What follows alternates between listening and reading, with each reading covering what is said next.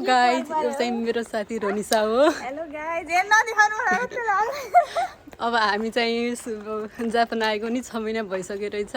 त्यसैले भ्लग बनाउन सिक्दैछौँ।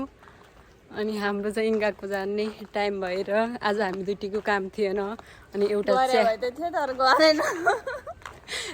चियाखुरीको काम छ, चाहिँ काममा गएको छ। अनि ल हुन्छ, एउटा क्वेसन सोध्छु भन ल। तिमीलाई जापान आएर कस्तो लाग्यो ल भन त। खत्तम लाग्यो मलाई। अब जापान आउन चाहनेलाई के भन्छौ? आऊ भन्छौ कि नआऊ भन्छौ? अनि होइन यताको दुःख भाषाको होइन अब सबै कुराको छ नि त। ओइ त्यो हाल्ने होइन नि त्यसरी। भन न भन तिमी पहिला। धेरै गाह्रो छ गाइस, मलाई कस्तो लाज लाग्छ। अनि उनी अलि लजालु टाइपकी छिन्। अनि बोल्ने जस्तै चटपटे हाली काममा गएको छ। ऊ चाहिँ अलि लजालु छिन् के, जापान आएर नि लजालु बन्छन्। के भन्ने गएको हाम्रो लाग्छ। अनि काम नभएर नि खाना खाने अब यस्तो तरकारी केही रहेनछ, मासु रहेछ तर बनाउनु झ्याउ लाग्यो। अब हुन्छ एउटा कुरा भनिदेऊ त। के कुरा? जस्तै अब जापान आउने नयाँ भाइ बहिनीहरू हुन्छन् होइन, तिनीहरूलाई आऊ भन्छौ कि नआऊ भन्छौ यताको होइन। अब के अब तिमीले भोगेको जापान र हामीले भोगेको जापान र नेपालबाट हामीले सोचेको जापानमा कति फरक पायौ ल भन त। ल म भनिदिन्छु है त। नेपालबाट हामीले सोचेको जापान चाहिँ छुट्टै छ होइन। ओहो जापान वाउ त्योवाला सोचिन्छ, तर यहाँ आएपछि त्योवाला केही नै हुँदैन। मलाई चाहिँ के भयो भने मैले नेपालमा चाहिँ ओहो जापान गइन्छ गरिन्छ दुःख गरिन्छ यताउति भने कस्तो सोचेर आएको थिएँ होइन। यहाँ आएपछि कुकुरले नपाएको दुःख पाइन्छ। अनि धेरै गाह्रो छ जापान आउन चाहनुहुन्छ भनेपछि। मलाई चाहिँ मलाई रुन मनलाई चाहिँ आज बिहान रोएर आएको। यो कस्तो आँखा पोलेर आँखा हेर्नु भएको होइन। एकदम भाषा बनाएर आउनु होला है। हामी त भाषा त कति पनि थिएन, उनीहरूसँग थियो मसँग थिएन। अलिअलि यता आएर पढिरहेको छु। अनि रोनिसाले चाहिँ जे होस् गरिरहेछन्। नभएर के गर्नु गाइजहरू, अब फी हाल्ने बेला आइसक्यो गएकोमा। अनि बाउको फी आमाको र तेल दिने आइसक्यो। गएको फी हाल्ने बेला नि आइसकेको छ हाम्रो। हेर्दै होइन टाइम जापान गएपछि छिटो गएको जस्तो लाग्छ कि ढिलो गयो जस्तो लाग्छ भन त हुन्छ? छिटो गएको जस्तो लाग्छ नि। 6 महिना भइसक्यो त, हिजो भर्खरै आएको जस्तो लाग्यो। हाम्रो वेलकम प्रोग्राम त हिजो भएको जस्तो लाग्यो। अनि हामीले नि वेलकम प्रोग्राम भोलि हुने बेला भइसकेको छ। ओ माई गड, यता आएपछि दिन रात हामीलाई एउटै हुन्छ होइन। एउटै हुन्छ, एकैछिन जान्छ। गएको काम त्यो बाहेक हाम्रो केही पनि छैन। त्यो पनि हप्ताको एक दिन घुमिन्छ, रुममै बसेर नि फोटो खिचिन्छ। त्यो बाहेक अरू यो बेग्लै संसार छैन। दुःख गरिसक्नेलाई जापान एकदम बेस्ट होइन। काम गरिसक्नेले 2-3वटा एक दिन घरमै बसेर गर्ने टाइम पनि छैन। मङ्गलबार एक दिन बिदा हुन्छ, त्यही पनि गएको आउनुपर्छ। शनिबार पनि काम, आइतबार नि काम। आइतबार चाहिँ हाम्रो दिनभरि काम हुन्छ होइन। बिहानबाट साँझसम्म राति हुन्छ हो। बिहान उज्यालोमा गएको राति कस्तोमा निस्काउँछौँ, त्यति दुःख हुन्छ। आउन चाहनुहुन्छ भने भाषा बनाउनु, ऋण गरेर चाहिँ जापान कोही पनि नआउने एकदम गाह्रो हुन्छ। यताबाट अब पैसा पठाउन सकिन्न नेपाल होइन।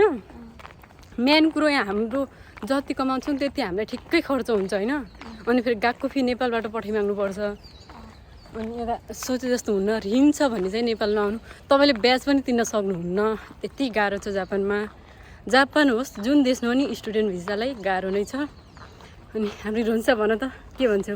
अब के भन्नु, सबै उसले भनिसक्यो है। ऊ त गेन्जी छ यहाँ अगाडि, यो पान किनौँ खाउँ, ऊ यहाँ आएर बसौँ। अनि काम जाऊ, काम नभएको दिन गएको जाऊ बस, यति नै हो। अब आथारास पनि आउँदैछन्। अब हामी सेन्पै भएको छौँ हिजो आजबाट। भोलिबाट हुन्छ, भोलिबाट हामी सेन्पै पनि बन्ने रहेछौँ होइन। हामी भर्खर आएको जस्तो लाग्थ्यो, हामी त सेन्पै नै बन्नु जाँदैछौँ। खुसी लाग्छ, तर सेन्पै जस्तो सेन्पै बन्दैनौँ। नामको सेन्पै बन्छौँ, हामी राम्रो सेन्पै बन्छौँ। सेन्पै खत्तम छ नि, त्यस्तो भन्नु मिल्दैन कि। मेरो बुढो नि सेन्पै हो कि त्यस्तो न। तिम्रो बुढोलाई भने हाम्रो गएको अनि सेन्पाईहरू बन्ने भयो। अनि हामीलाई काम चाहिन्छ भने हाम्रो बेन्तोमा आउन सक्नुहुन्छ। गाडी आइछ यता यस्तो कार छ, तर जापान धेरै राम्रो छ, घर यति ठुलो हुन्छ। अनि हुन्छ काम बेन्तोमा काम लगाइदिने कोही छन् 2-4 जना केटाकेटीलाई लगाइदिने तिमी मैले अँ। छैन। अनि उनले सेव खाइ गरिदिन्छन्। त्यस्तो चाहिएछ भने यो भ्लग हेरेर मलाई खबर ब्लग बनाएको बेला हाने तिमी मेरो सेवकै गरिदिन्छ। मेरो बिल्लाबाई कसरी के उनले कामको लागि सेवकै गरिदिन्छन्। यो भ्लग हेरेर मलाई खबर गर्नु, म उनलाई हुन्छु, नभए मेन्सन गर्छु। अनि उनले चाहिँ खतरा ल्याङ्ग्वेज बोलिन्छन्। अनि यसो नयाँ आउने आतरासी भाइहरूलाई यस्तो खानुहुन्न उस्तो खानुहुन्न भने सम्झाउँछिन्। उनीबाट केही सुन्छ त्यस्तो भन्नु मिल्दैन, उनी ज्ञानी छिन्, त्यस्तो छैन है। अब हाँसो मजामा नि हुन्छ गाइस। अब हामी गेनकी पुगेको, अब एउटी केटीलाई धेरै मिस गरेको हो। अब के गर्नु, अर्को पार्टमा उनलाई ल्याउँछौँ। उनी पैसा कमाउनु हिँड्दै छिन्। उनी चाहिँ काम नजाऊ न केटी आज भनेपछि छोडिदेऊ, अर्को दिन जाउँला भन्छन्। अब उसले उस्तो भनेपछि मलाई पनि जान मन लाग्दैन। फेरि एक्लै गएर त्यो बेन्तोको बुढीहरूको गाली खान मन छैन मलाई, किनकि सबैले खाइने सँगै खाऊ। यो चाहिँ हाम्रो गेनकी हो। अब हामी गेनकीभित्र जान्छौँ। हात नै गलेर कस्तो भइसक्यो रहेछ। उहाँको चाहिँ भन्नु न रहन्छ सान।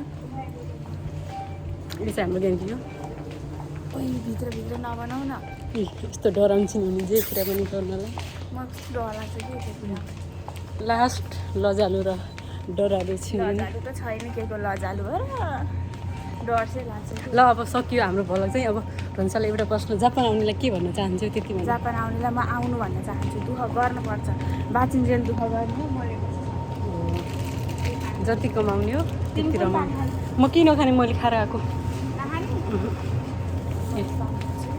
अब एउटा भन्ने दुइटालाई भइहाल्छ, पैसा नभए बेला किन पैसा खर्च गर्नु होइन। अब पैसा कमाइन्छ, उही पैसा खाने भएपछि त फ्युचर अब उमेरले डाँडो काटिसक्यो, सुक्खु गोजीमा छैन। ल टाटा बाई। अर्को पार्टमा चियाखुरीसहित हामी आउनेछौँ। बाई गर। बाई।